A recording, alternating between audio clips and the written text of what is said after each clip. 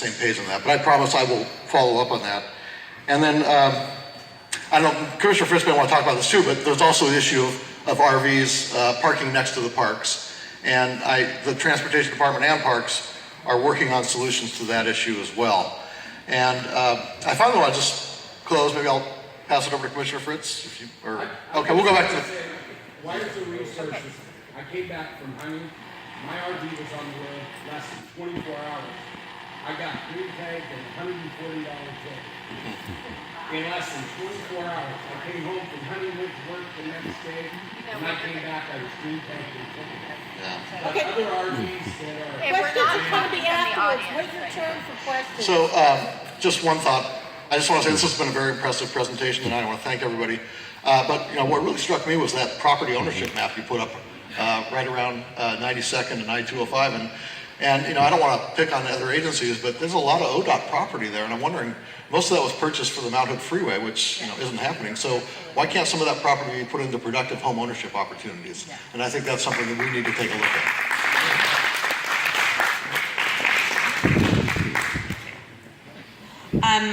The next question, this is the last question, then we were going to open it up. We're kind of running low on time, so I hope that you guys will stay just to allow a few people to ask questions or make a statement. So the last question is sort of to everyone that I'm going to read. And it came from Kathleen Callahan and then another anonymous person. When I heard that Right to Dream was being relocated from the west side, my first thought was, I'm sure they'll try to dig out a spot around Lents for it. I don't want to sound heartless, but I'm also not interested in Lents being the go-to spot for the Portland homeless population, which it really seems to be right now. And while I'm curious about plans for better supporting both homeless and home communities citywide, I'm honestly more interested in how the mayor's office and city government are specifically targeting this issue in Lents. I'm definitely looking for specific plans on both short and long-term goals. The other question is, what will the city do to ensure a more equitable distribution of camps? Do they recognize that struggling communities like Lents are carrying a disproportionate number of homeless camps and people? Will they recognize the inequity in allocated resources such as law enforcement, addiction services, parking enforcement, park rangers, allocating us some extra resources to deal with this?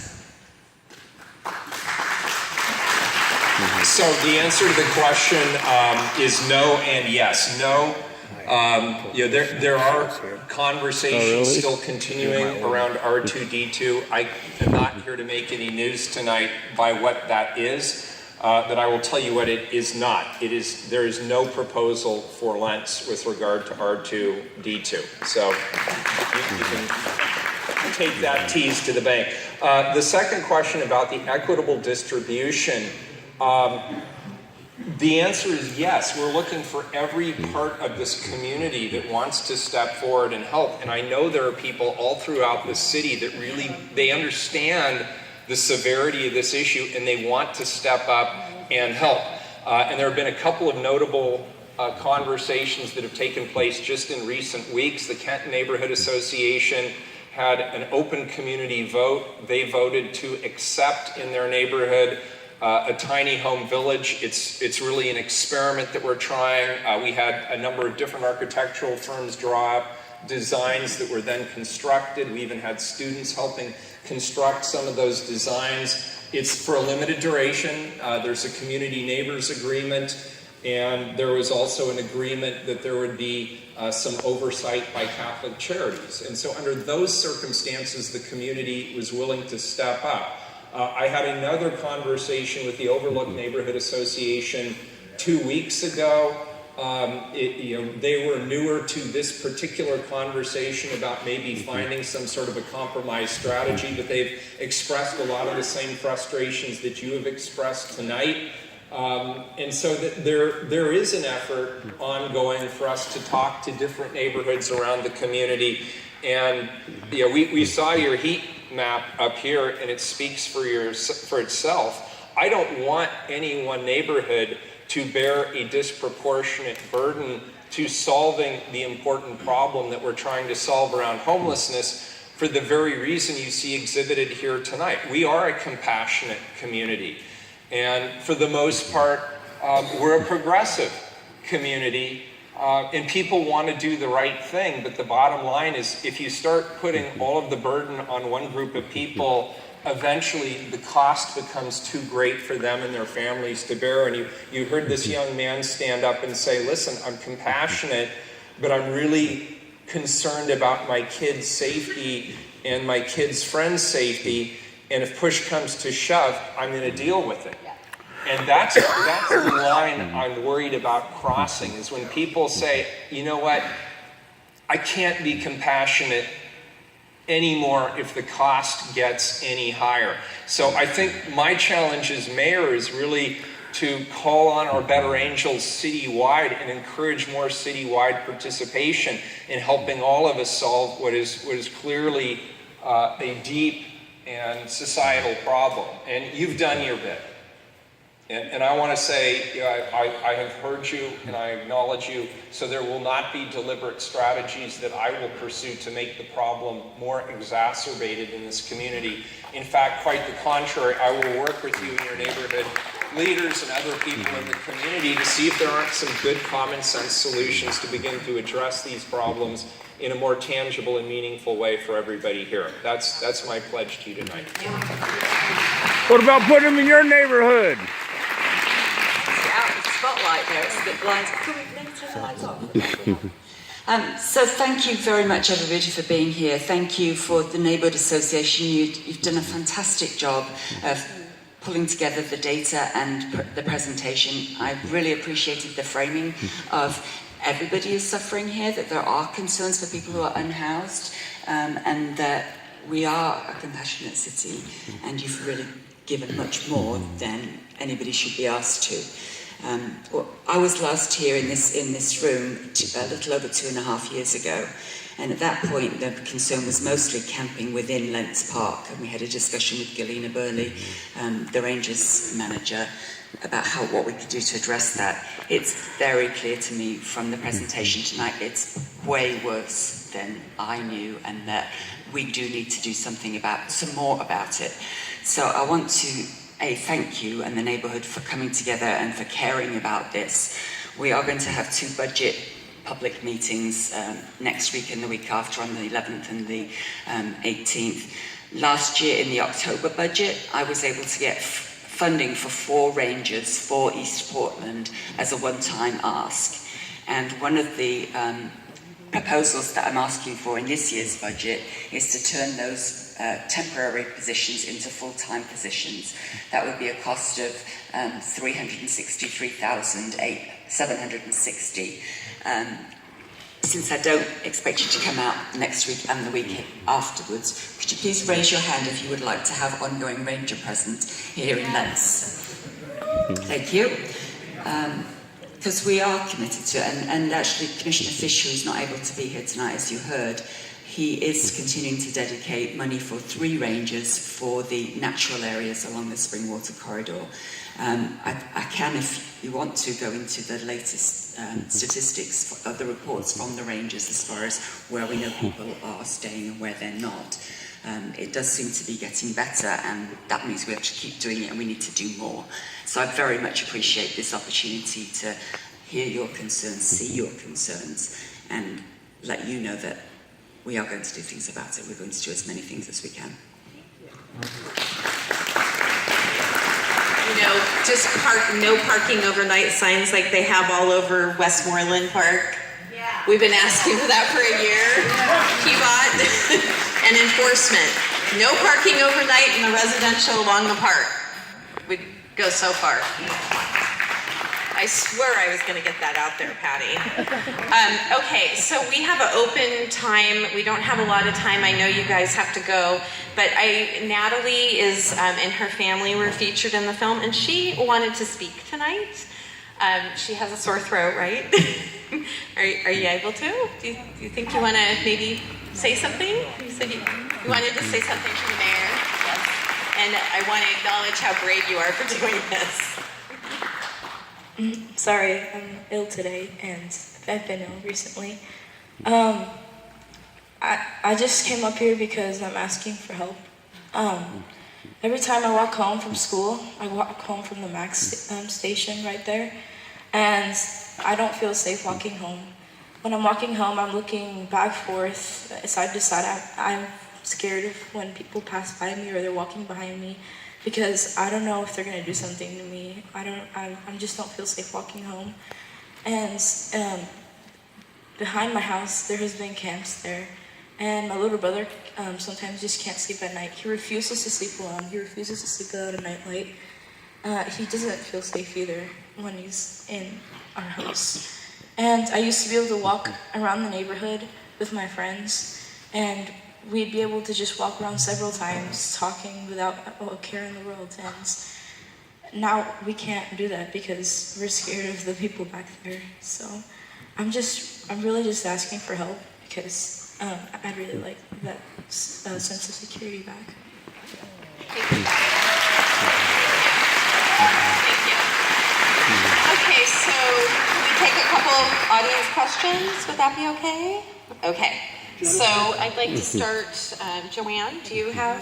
Okay, it's not.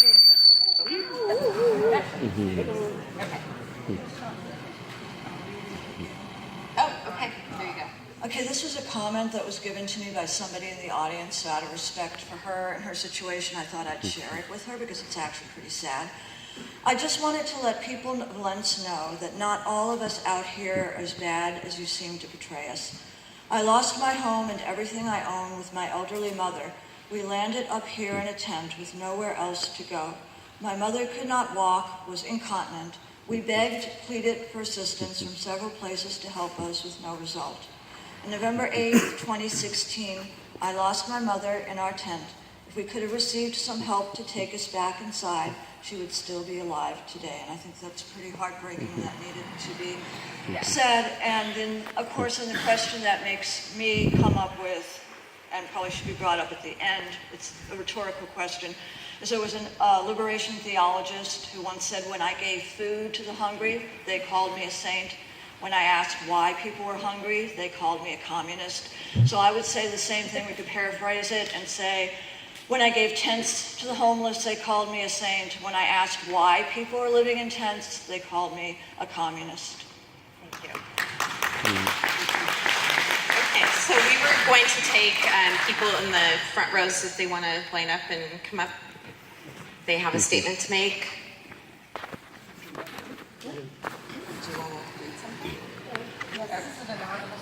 Better, I'll stand up. This is an anonymous comment that was given to me by a Lents resident. We have heard a lot that the city aims to avoid gentrification in certain areas, including Lents. However, the last 2 years we have seen an increase in homelessness, petty crime, and graffiti, while other areas of the city continue to see positive investment from both public and private sectors. Is it appropriate for the city to talk about avoiding gentrification when this neighborhood continues to slip, I think that should say, not even tread water? And the second part of the question is, the city is adding 250 units of affordable housing in Lents right now. Can we get a guarantee from the city that it will not encourage any more affordable housing in Lents until A, a matching number of market rate units are built in the Lents Town Center to encourage balance, and B, other neighborhoods like Woodstock, Richmond, and yes, Eastmoreland add a similar amount of affordable housing to do their part for the city?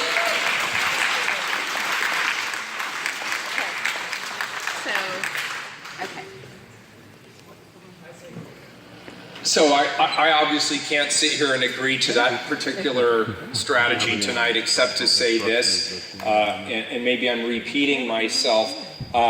You all just passed a bond collectively at 250, I think it was 280, 248. Thank you, Dan. $248 million affordable housing bond. There is a community engagement group that is in the process of being assembled. They will have meetings. And this would be a good time for people who are interested in this subject to show up and participate in those meetings when they start. I agree with the premise of equity in the distribution of housing. I can't sit here and say there will never again be another affordable housing unit built in Lents, but I want to see that throughout our community. I think it should be throughout the community, and frankly, I personally want to destigmatize the idea that just because you are lower income and living in a subsidized housing unit, you somehow don't deserve to live in particular up there in neighborhoods. his I think area. that They you sent should 30 have officers the up right there to to live in raid all it the same neighborhoods. night. And in recent years, thanks to the work of the city councilors, I can't take any credit because I wasn't here, but I think it needs to be said, the largest concentration of subsidized affordable housing units in the city of Portland is actually in the Pearl District. And that was by design. And there's more we can do in the South Waterfront. There's a lot more we can do on the West Side generally. There's more we can do downtown. So as the housing commissioner, I'm fully supportive of the idea of equitable distribution. Thank you. Hello, I'm Tom Cowley. I've lived in this neighborhood for 30 years, 3 blocks away. We've had in my neighborhood 2 drug houses, one right next to my house. It took almost a year to get rid of one of them. Anyway, I recently had my truck stolen, and when I got it back, it cost me $235 to get it back from the towing company. And the ignition was ruined. The wires were cut on the alarm and ignition switch, and the door handle was broken off. And so inside of it, needles, condoms, and a whole bunch of stuff that didn't belong to me. And there was also a letter addressed to a man named Greg. It was in there, and a bunch of stuff that didn't belong to me, but it got there. I have a partial solution. Is anybody interested in that? Okay. Right across the street over here at the Baptist Church is a needle exchange. We are enabling these IV drug users to use their drugs in this neighborhood, and that's why they're here. Does anybody want to see that go away?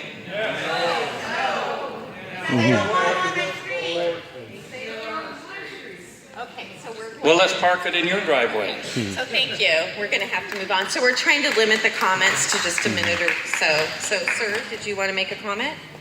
I have something to say. Okay. Thank you. Hello, Lents Association, everybody. I don't mean nobody no disrespect at all. But I stand back there and listen to you folks prosecute houseless individuals. I understand your pain. I understand your situation. I understand your issues. First of all, I should have said my name. My name is Diamond. I've been on every bike trail from Rice Island Bridge. All the things I used to hear you folks saying about afraid to walk down the bike path, I've been on the bike path 9 years. You know who I am? I'm gonna tell you who I am. I am the enforcer of the bike path, respectfully, for everyone. I don't see no color at all. I see Jesus in my heart. You could drug test me right now. I bet you I come up clean. Everybody is not bad just because they homeless. You ever thought about getting a no-cause eviction? And you be put out on the streets? But I guarantee you this, ain't no man on a bike path don't disrespect a woman or a child. My friend name is Juan. His daughters, hold on, sir, I got the floor now, thank you. No, it's actually, we're limiting the time. So. Lindy, Yes. this is an issue that needs to be addressed, Thank ma'am. you, though. Thank you, Thank Diane. you. Thank you. Thank you. Okay.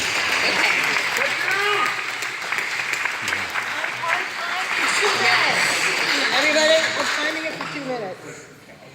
Okay, so you guys heard about the houseless, you heard about the crime. I could tell you more about that, you don't need to hear more. I'm actually a renter here. I'm a low-income renter. I am on public assistance even though I work 40 hours a week, and I'm not ashamed. I want to know what you're going to do to stop the gentrification that has already started here. We have a great, and please don't get me wrong, a great Lents Neighborhood Association board, but it does not represent Lents. There are no renters. There are very few people of color.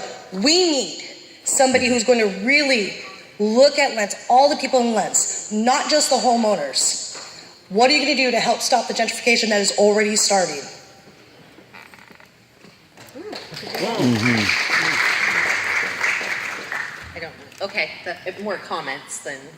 Okay, we only have 2 more people? Okay, I was just told this is the last comment. Oh, man. I'll make it quick. 68 years old, retired.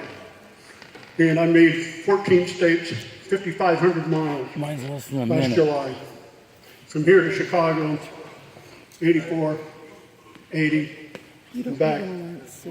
Once I got out of town, I didn't see a single homeless camp like what people were saying. That was put up at Only saw one panhandle Within in 24 Cheyenne. hours, there was 30 cops. It's on the road. obvious, these other states, these other cities, and counties don't allow.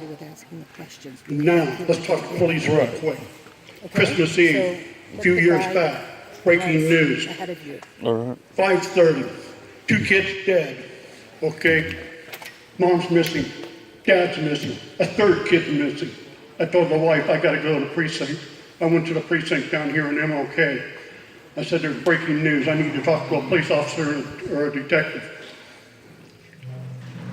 I told them what the story was. Christmas Eve, they gave me a card with a non-emergency number to call after the holidays. And I wanted them to go over to Popeye's Chicken just down the street and get the security cameras, and they would see this lady and the 3rd child. I had a stolen car, last of a series of stolen cars in my neighborhood. The police wouldn't help me with the last one. It took me 45 minutes to argue with the police. Finally, the guy in North Precinct took my license number. It was a homicide car. They were looking for it. Mary Jane's Wheat Factory. Does that remind anybody of anything around here? That was on my side street. Okay. Tiny houses. It's not up to you to trash zoning. Tiny houses in a residential area. And I will help somebody that needs help. But if they don't stand up and help for themselves, the heck will do. Thank you. Thank you. Okay, so I think the mayor has to leave. And we have a question left. Hey, Mayor, you had 30 officers hit a homeless camp within 24 hours after they set up camp in front of your house. 30 officers.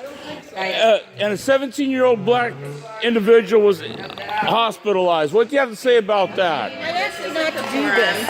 Okay, I would like to thank the mayor and the commissioners for coming out to us tonight. You're not doing this. I am doing it. I don't expect any answers because this is out of order. Okay. You are out of order. I'm sorry, they were telling me. You are out of order. So, Mayor, what do you say? Okay, you gotta leave now. Mayor, what do you? You gotta leave. No, you did. Go. Go. I promise you. I promise you. Thank you, Jennifer. Okay, thank You you. need to I hope leave. everything goes along. I'm sorry, you have to leave. You're going against what our rules are. What rules? I didn't see any rules. Oh, yes, you do. Okay.